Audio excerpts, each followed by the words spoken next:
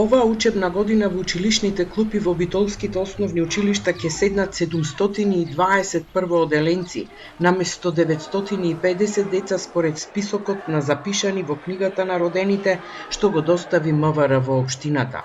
Драматичната разлика од 230 деца покажува дека тие најверојатно веќе не живеат во Битола. Иселувањето и падот на наталитетот се очекува и во иднина да го намалуваат бројот на ученици, велат од училиштата.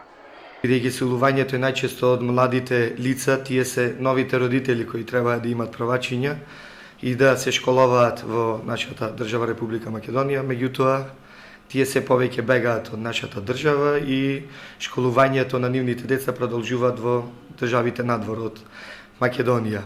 Ние се соочуваме со вистина сериозен проблем со намалувањето на правачиња. Според нашите статистики во следните години има намалување до 13% во однос на правачињата.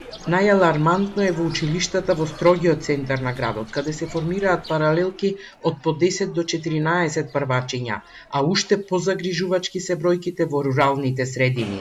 Поради ваквата состојба, веќе десеттина години училиштата бараат дозвола од Советот на општината да формираат паралелки со помал број од законски предвидениот минимум од 20 ученици. Воспротивно, ќе треба да се отпушта наставен кадар, наведуваат директорите на училиштата во нивните барања до Советот, кои ќе се разгледуваат на седницата закажана за среда. За учебната 2023-2024 година бараме согласност за паралелки со помал број на ученици согласно Законот за основно образование. Се надеваме дека ова прашање ќе биде разрешено во корист на училиштето и на неговите вработени, како би го избегнале големиот број на технолошки вишок. Но просветните работници не ја кријат загриженоста за својата професија доколку продолжи овој тренд на иселување.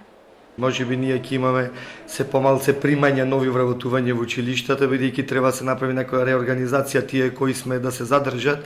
Јас мислам дека со овој тренд дека сме позицијата наставник во иднина ќе биде и неблагодарна, бидејќи ќе нема и каде да работат наставниците, бидејќи ќе нема доволно деца. Поразителни се бројките и во средните училишта, каде со години наназад опаѓа бројот на ученици.